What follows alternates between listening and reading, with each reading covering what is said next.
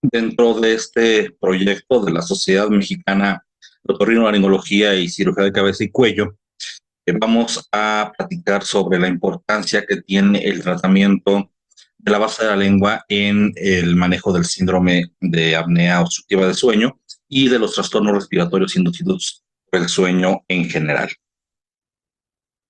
Y empecemos recordando qué es la apnea de sueño, qué es el síndrome de apnea obstructiva de sueño.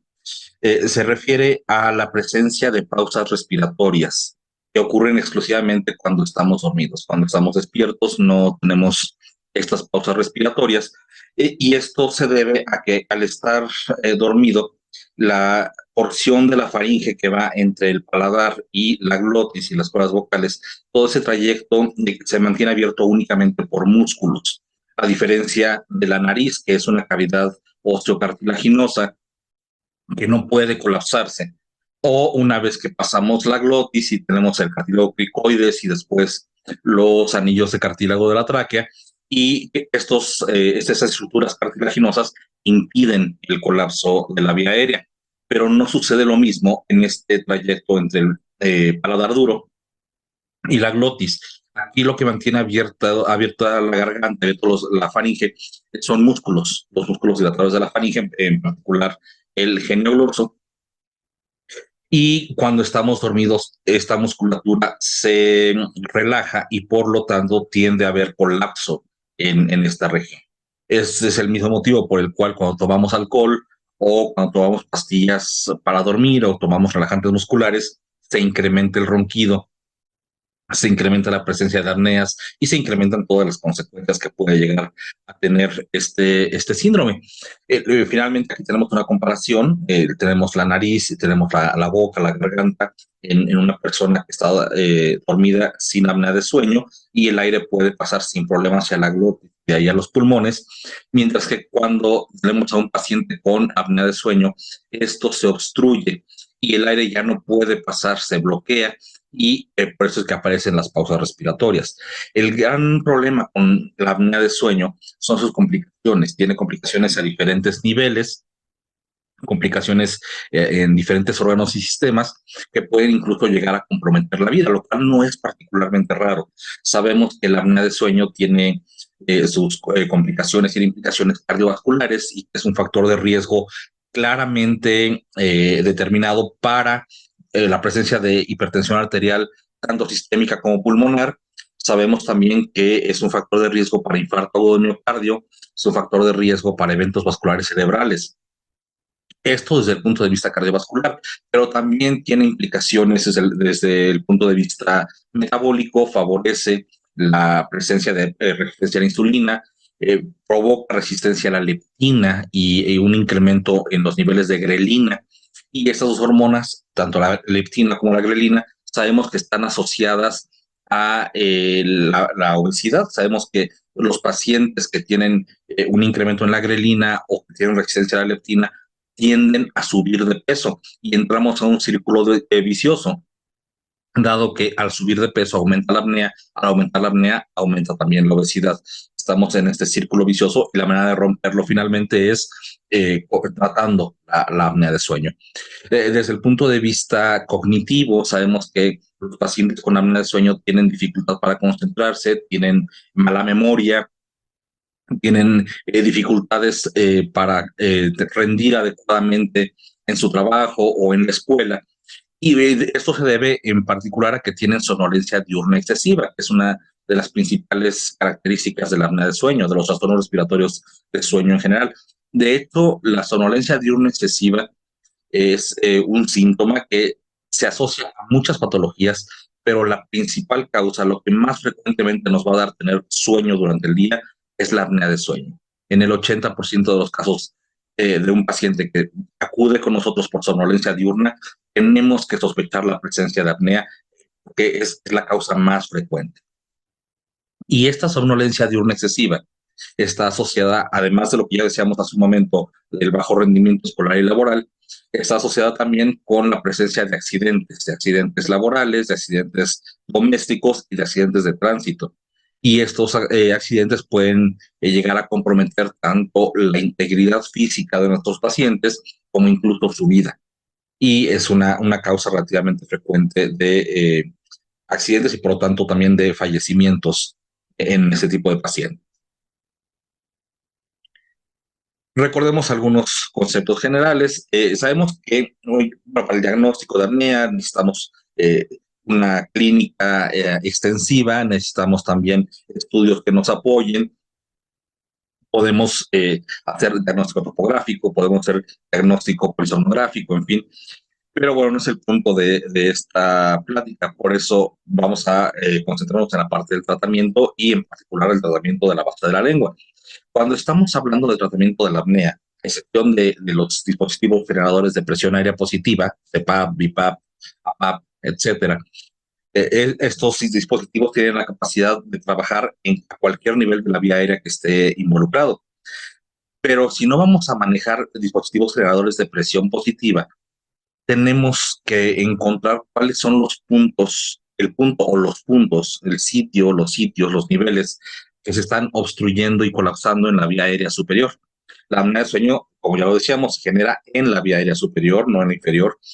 Los otorrinos estamos tan involucrados en su manejo. Y el punto importante es, cada vez que tenemos a un paciente enfrente que tiene síntomas de apnea de sueño, nuestra obligación es encontrar esos sitios de obstrucción, porque hacia allá tenemos que dirigir nuestro manejo. Es importante recordar, no existe ninguna cirugía que cure todas las apneas. Esto es un concepto que se viene manejando desde hace muchísimos años y que seguimos buscando la cirugía perfecta para tratar la apnea de sueño. Esta no existe, tiene que ser individualizado. Cada paciente es distinto y por lo tanto cada paciente requerirá un manejo diferente. Y dentro de estas diferentes aristas que tiene el manejo de la apnea de sueño, el punto más importante, y sobre todo si estamos hablando de manejo quirúrgico, es encontrar el nivel o los niveles en donde se está generando la obstrucción para poder dirigir nuestro tratamiento hacia ese sitio o a esos sitios en específico y no estar haciendo cirugías solamente porque nos gustan o solamente porque nos parece que es la cirugía de moda o por diferentes cosas, vaya. Tenemos que hacer un buen diagnóstico topográfico para poder dirigir nuestro tratamiento hacia los sitios que están involucrados en cada paciente en particular.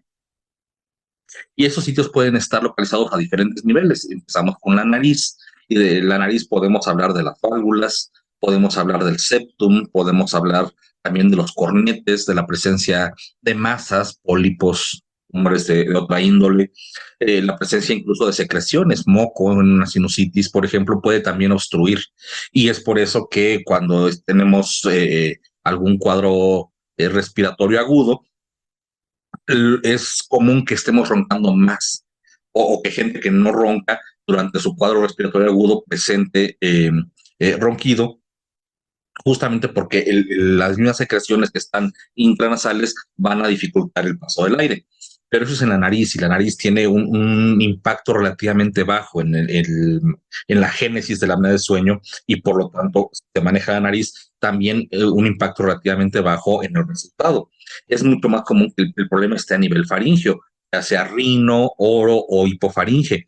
Y en la rinofaringe, en la orofaringe podemos encontrar diferentes estructuras que pueden estar involucradas en los niños adenoides, en cualquier edad, amígdalas palatinas hipertróficas, paladar, úvula, pilares anteriores y evidentemente la base de la lengua, la epiglotis. Todas estas estructuras pueden estar involucradas cada una de ellas por separado o todas ellas en conjunto en la génesis de la apnea de sueño. Pueden estar provocando esta obstrucción de la que estábamos hablando hace un momento y por lo tanto el tratamiento cuando estamos tratando a estos pacientes debe ir dirigido hacia cada una de esas diferentes estructuras. Y es importantísimo, ya lo decíamos, hacer un buen diagnóstico topográfico y esto se puede lograr por diferentes vías. La primera, y esto, vaya, es algo bastante, que parecería bastante obvio, es una muy buena exploración clínica, una exploración física. Si nosotros no exploramos una exploración física otorrinolaringológica común y corriente, la que hacemos normalmente en el consultorio, pero buscando, haciendo énfasis en la búsqueda de los sitios de obstrucción. Sabemos cuáles son los sitios que más frecuentemente están involucrados, entonces tenemos que dirigir obstrucción hacia esa exploración, a buscar esos sitios en particular. En el consultorio, nada extraordinario, lo que hacemos de manera rutinaria, quizás algunas maniobras. Podemos también utilizar una endoscopía con el paciente sentado, con el paciente acostado, con el paciente en consultorio despierto. Una endoscopia flexible puede darnos también una idea de dónde están los sitios que están obstruyendo en ese paciente en particular. Y finalmente, él dice, la endoscopía con sedación, que nos va a dar un cuadro más parecido a lo que ocurre cuando el paciente está dormido normalmente en su casa. Pero aquí sí hay que tener mucho cuidado. Estamos teniendo ya una tendencia a pensar que el DICE nos va a hacer el diagnóstico, y hay por ahí algún artículo publicado hace unos pocos años que trata de poner al DICE, a la endoscopia con sedación, como el estándar de oro en el diagnóstico de los trastornos de sueño y de los trastornos respiratorios de sueño en particular. Esto es un grave error. Lo único que nos va a dar el DICE es un diagnóstico topográfico y relativamente confiable, porque recordemos, el paciente va a estar dormido y no sabemos en realidad si las obstrucciones, los colapsos que estamos viendo son por el medicamento que estamos administrando o son porque eso es lo que ocurre normalmente en su casa cuando el paciente está dormido. Entonces es una gran herramienta, sí, hay que hacerla si tenemos la oportunidad, pero tampoco debemos quedarnos con la idea de que si hacemos un DICE ya tenemos todo lo que necesitamos para tratar a un paciente dado. Y de hecho hay un artículo bastante bien hecho, por cierto, de Pan, Batista y colaboradores. En este artículo, muchos de los autores son de las máximas figuras en cuanto a DICE en el mundo. La conclusión es que el DICE en realidad no nos va a modificar el resultado quirúrgico. Entonces hay que tener cuidado cuando estamos hablando de diagnóstico topográfico y en particular de DICE, no quedarnos con la idea de que el DICE nos va a dar toda la información que necesitamos. Eso tiene que ser integral. DICE es solamente una herramienta, es parte de las cosas que tenemos para poder hacer un buen diagnóstico, pero no nos va a hacer un diagnóstico absoluto. La base de la lengua. Hace ya muchos años presentamos en un congreso de la Sociedad Mexicana de Otorrinolaringología en 2003, presentamos un trabajo libre en el cual encontramos que alrededor del 75% de los adultos portadores de apnea de sueño tenían involucro de la base de la lengua en su fisiopatología. Esto es, puede ser que la base de la lengua en sí misma estuviera obstruyendo como órgano único, que no es lo más común, o puede ser que la base de la lengua fuera parte de los sitios de obstrucción, junto con el paladar, junto con la úvula, junto con amígdalas, junto con adenoides, junto con nariz, con lo que ustedes quieran, epilotis, cualquier otra estructura con colapso de las paredes laterales, en fin. Pero el 75% de los pacientes, alrededor del 75%, tenían un involucro de la base de la lengua, lo cual implica que si nosotros trabajamos nariz, paladar, úvula, amígdalas, etcétera, lo que ustedes quieran, pero no manejamos la base de la lengua, tenemos un 75% de probabilidades de tener una cirugía fallida, de tener una apnea residual o un ronquido residual o ambos después de nuestro procedimiento quirúrgico. Entonces, hay que estar bien pendientes y encontrar si la lengua si está involucrándose, porque si no, vamos a tener malos resultados quirúrgicos. Y al final lo que nos importa no es que se vea bonita la cirugía, lo que nos importa es que el paciente deje de tener los riesgos cardiovasculares, metabólicos, cognitivos, etcétera, que lo llevaron con nosotros en primer lugar.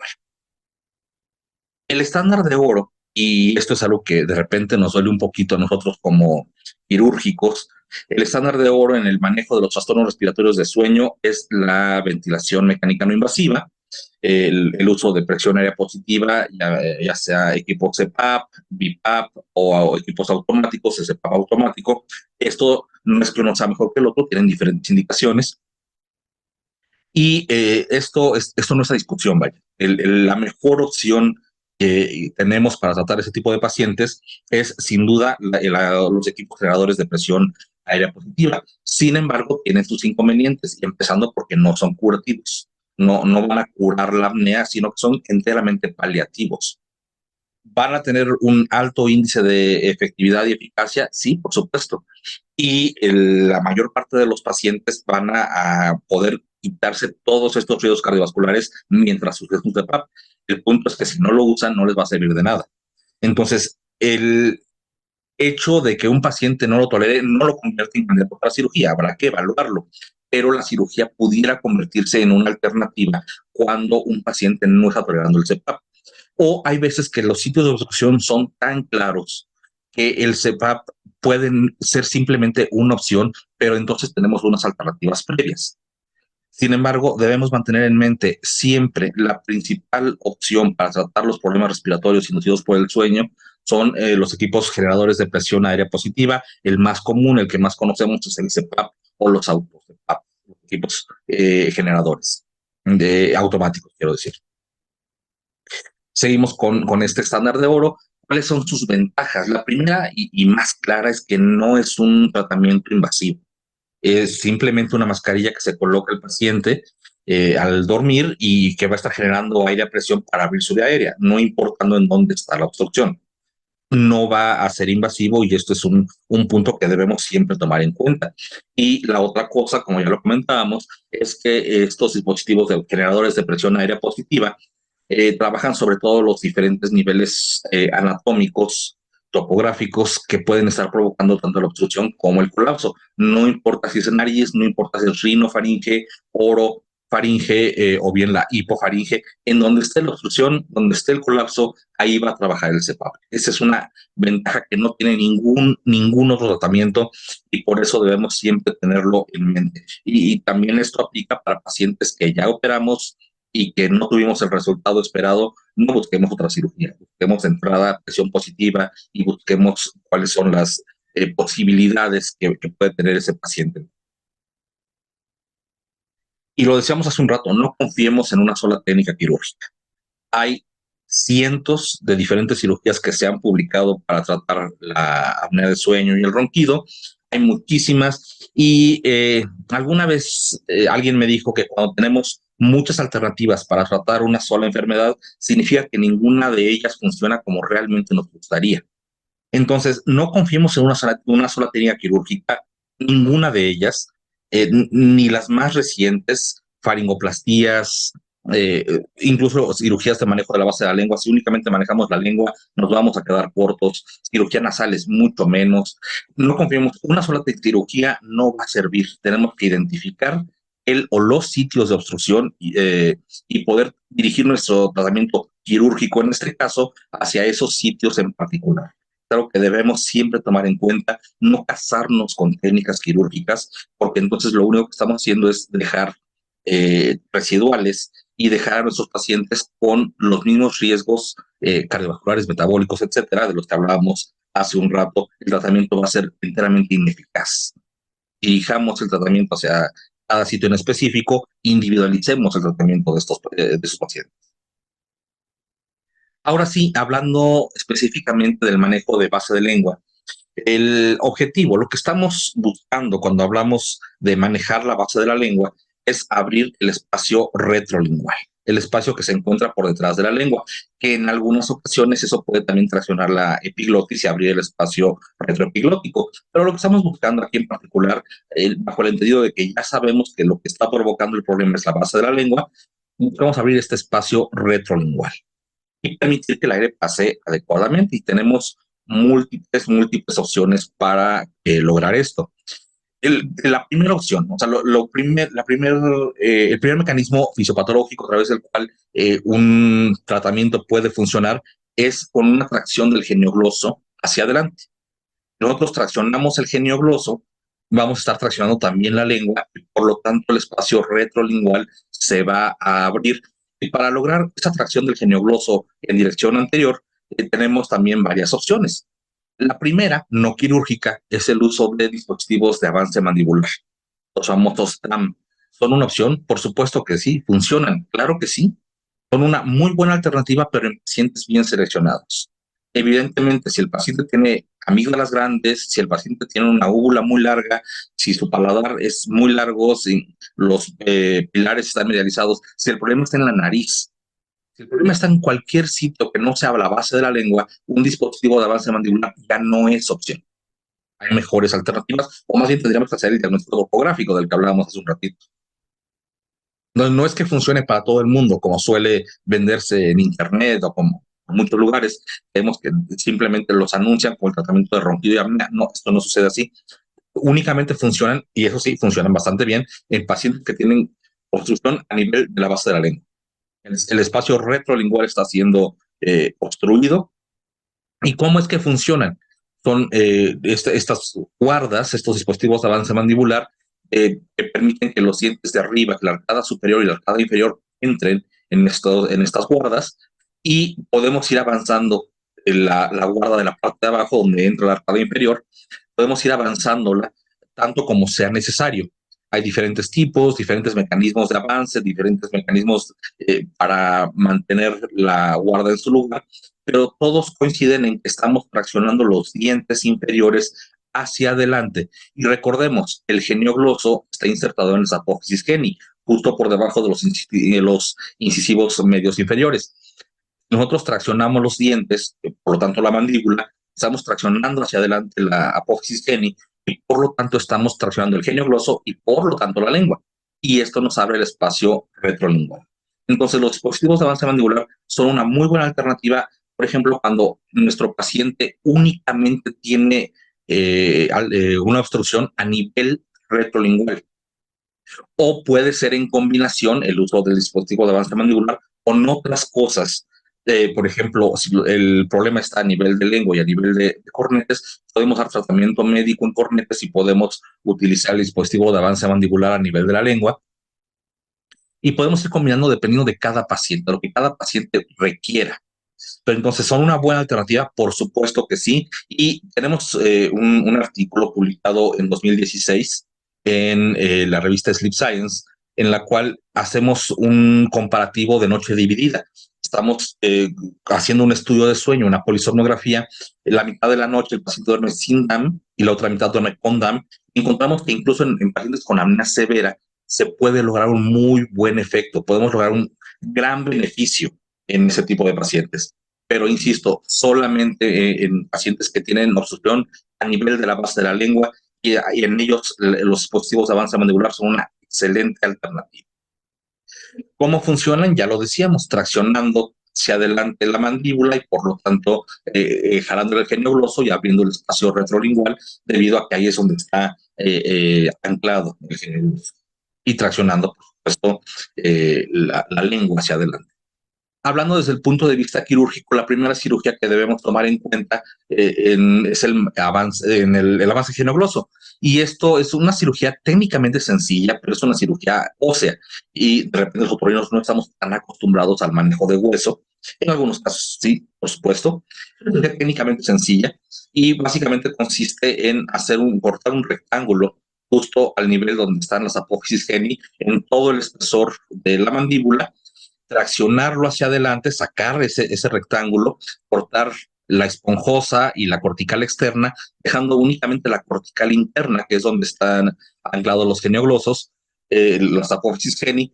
Al traccionarlo y fijarlo finalmente adelante con un tornillo, vamos a estar jalando aproximadamente 1 centímetro el genio gloso, y por lo tanto abriendo el espacio retrolingual alrededor de 1 centímetro. Una cirugía que en México se hace poco, pero es una buena alternativa en ese tipo de pacientes. Y el avance también del genio gloso lo podemos, hay otra técnica, la genioplastía o la mentoplastía, en la cual lo que hacemos es cortar un trapecio respetando la salida de los nervios aquí en la mandíbula. Cortamos el trapecio, llevándonos las apófisis geni, traccionamos hacia adelante todo ese trapecio y lo fijamos con mini placas.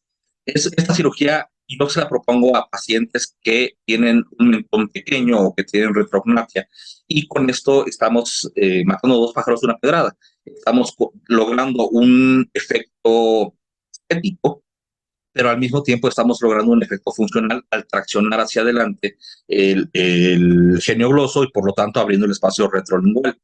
Es una buena alternativa, sí, por supuesto, y aquí está un ejemplo, pero si se dan cuenta, también trabajamos en este paciente la nariz. O sea, no es que solamente confiemos en la cirugía ósea. Aquí está la placa, la mini placa, y aquí está el corte de la mandíbula traccionada hacia adelante, ahí se va a quedar.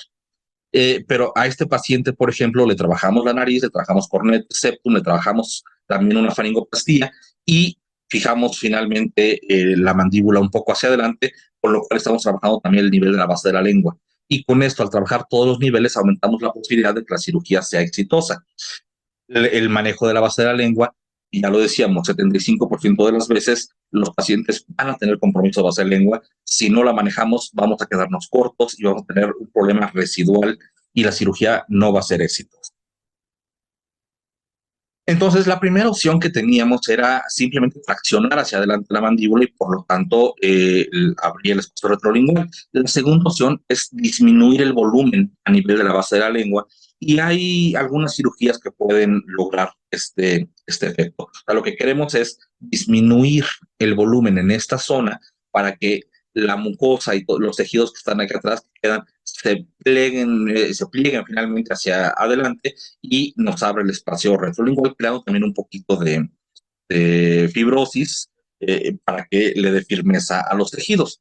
Entonces, la primera opción que tenemos ahí al respecto es la somnoplastía, un procedimiento nada nuevo, es un procedimiento que se empezó a utilizar a principios de los años 2000, fue muy utilizado durante toda esa década de entre 2000, 2010 hasta por ahí 2012, 14, utilizaba con gran frecuencia en la base de la lengua, en el paladar, incluso en las amígdalas, en los cornetes. La sonoplastía era una muy buena alternativa.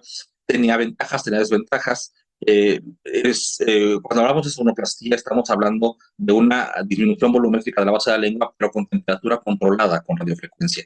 No todas las radiofrecuencias son sonoplastías. La sonoplastía es específicamente con la marca Jairus, que es la que, de hecho, tiene patentada la palabra sonoplastia.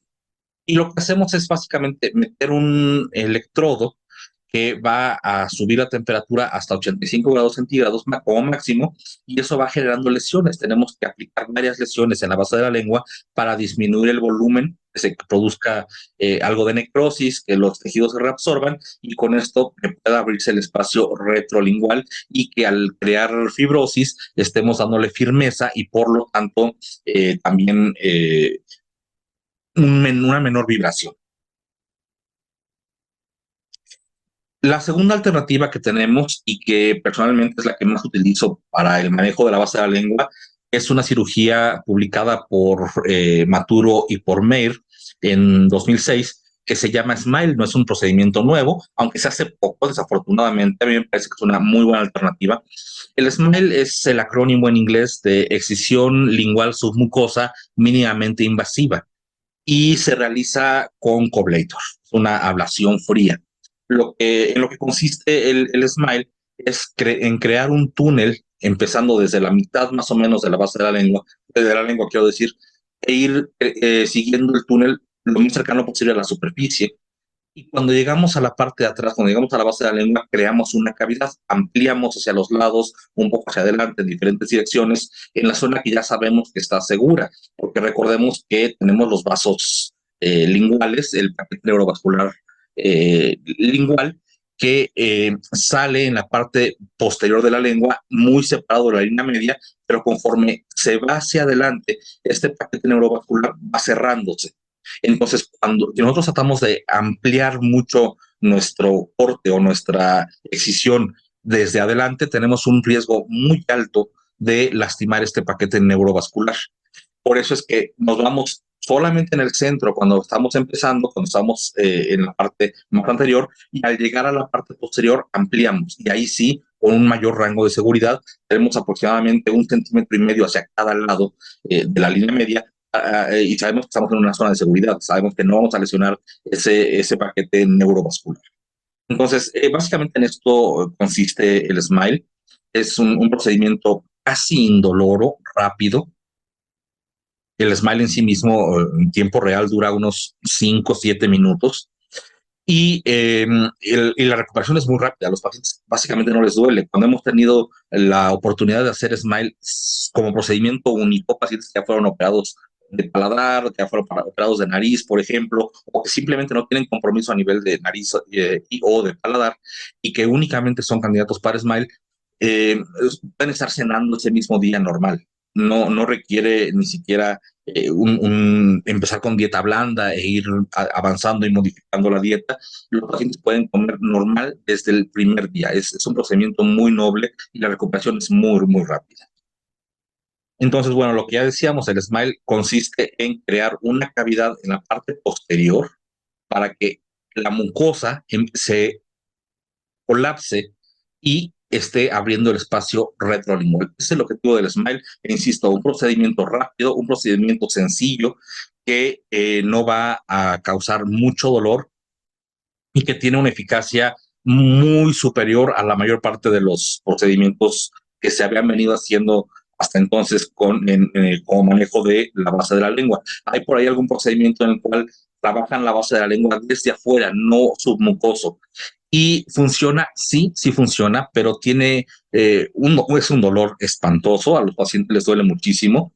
Vaya, es quemar la mucosa e ir haciendo la disminución volumétrica, pero desde afuera hacia adentro, desde la superficie. Estamos dañando nervios, estamos dañando la mucosa en sí misma, el sangrado es mucho mayor y el dolor es mucho, mucho, mucho mayor. Entonces, desde mi punto de vista particular, me parece que el Smile en su técnica tradicional, esto es siguiendo el túnel submucoso, es la mejor alternativa. Y ya hacemos, técnicamente es muy sencillo, siempre marcamos el trayecto de las arterias, de las venas linguales, del paquete neurovascular, y la incisión se hace justo en la línea media. Es una incisión apenas superficial que nos permita llegar a separar en el rafé los músculos linguales, justo en la línea media. Lo suficiente para poder meter la punta de Cobley, porque se utiliza la punta EVAC 70, la misma que se utiliza para adenoides, y también puede utilizar para amígdalas linguales, con 3 de corte y 9 de coagulación. Y la idea es ir simplemente metiendo el Smile poco a poco, colocar el dedo nos permite ir siguiendo sobre la lengua, permite ir siguiendo dónde está la punta del coblator y con esto estamos seguros de que estamos justo en la línea media. Y en algunas ocasiones, sobre todo al principio, usábamos un endoscopio rígido simplemente para ver que no hubiera sangrado, ya no lo usamos, lo usábamos solamente al principio, pero aquí se ve claramente cómo es una cirugía que el sangrado se detiene de inmediato porque el coblator va deteniendo este sangrado y el paciente se recupera muy, muy rápidamente.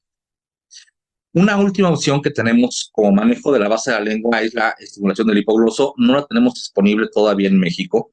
Estos dispositivos que financian como marcapasos tienen en realidad un principio muy simple, muy sencillo en cuanto a su forma de trabajo. Se estimula el nervio hipogloso cuando un electrodo colocado en un espacio intercostal detecta que hay apnea, eso envía la información al marcapasos y este emite un pulso que hace que el hipogloso se contraiga y al contraerse el hipogloso, perdón, se estimula el nervio hipogloso y contrae el músculo geniogloso. Al contraerse el geniogloso se abre el espacio retrolingual y ha demostrado excelentes resultados, pero recordemos cuando el problema está a nivel de la base de la lengua. Evidentemente, incluso costando lo que cuesta, alrededor de $30,000 el electrodo, no va a trabajar a otros niveles anatómicos, no va a trabajar a nivel de nariz, no va a trabajar a nivel de paladar, de amígdalas, etcétera. Es únicamente a nivel de la base de la lengua y desafortunadamente no está todavía aprobado para su utilización en nuestro. Para concluir, recordemos, el manejo del síndrome de apnea obstructiva del sueño debe ser siempre integral. Y siempre integral y multidisciplinario no me refiero a que estemos tratando pacientes a las diferentes especialidades y que si tiene cualquier cosa se lo mando al cardiólogo o al neumólogo. Hay muchas cosas que nosotros como médicos podemos manejar, como médicos generales, no necesariamente como especialistas, y no tenemos que estar todo el tiempo acudiendo a otras especialidades cuando podemos manejarlo. Si un paciente tiene gastritis, podemos darle un manejo básico de gastritis. Si vemos que no mejora, ok, el gastroenterólogo es una posibilidad y así por el estilo. Pero entonces siempre debe ser integral, siempre debe ser integral en cuanto a especialidades, debe ser integral en cuanto a los sitios de obstrucción que están siendo involucrados. El manejo quirúrgico siempre debe ir dirigido al o a los sitios de obstrucción.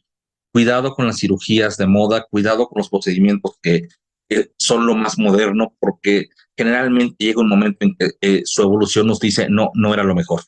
Entonces hay que ser muy cautos con lo que estamos haciendo a nuestros pacientes. Recordemos, están poniendo su salud y su vida en nuestras manos eh, y están poniendo sus esperanzas de sanación en nosotros. Entonces tenemos que ser lo más objetivos posibles y lo más científicos posibles.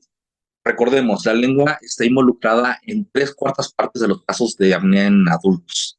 Y en los niños podemos agregar muchos síndromes que provocan un crecimiento en la lengua, que provocan macroglosia, y un caso claro o frecuente es el síndrome de Down.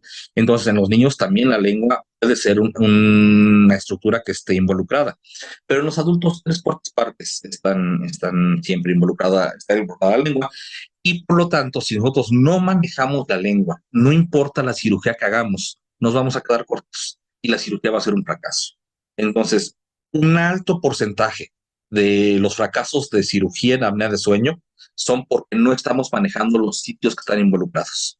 Hay que tener mucho cuidado con eso. Eh, no manejar la lengua como parte, ya lo decíamos, del tratamiento de la apnea de sueño nos deja un riesgo de residuales en más del 70% de los casos y ya lo vimos en esta charla, hay múltiples opciones de manejo, tanto médicas como quirúrgicas y siempre nuestra primera opción, nuestro estándar de oro, serán los dispositivos generadores de presión aérea positiva, los dispositivos CPAP, que con una buena clínica de CPAP son muy bien tolerados. De repente una indicación la que estamos aprovechándonos de más y que estamos sobreutilizando esta indicación, y es que no toleró el CPAP, pero nunca le hicimos una buena clínica de CPAP, nunca le hicimos un buen seguimiento, y eso va a llevar evidentemente a que no funcione adecuadamente, a que el paciente no tolere ese equipo generador de presión positiva. Entonces, si hacemos un buen seguimiento, si hacemos una buena clínica de CPAP, la posibilidad de tolerancia es altísima. Si a pesar de eso el paciente no lo tolera, bueno, habrá que ver primero si es candidato para cirugía o no, y hay muchos criterios para decidirlo. Y si es candidato, habrá que ver cuál es la mejor cirugía en ese paciente en particular. Recordemos, no existe la cirugía que sirva para todos, por muy moderna que sea, no importa. Hay que tener mucho cuidado al momento de decidir cuál es el tratamiento quirúrgico en cada uno de nuestros pacientes. Muchas gracias por su atención.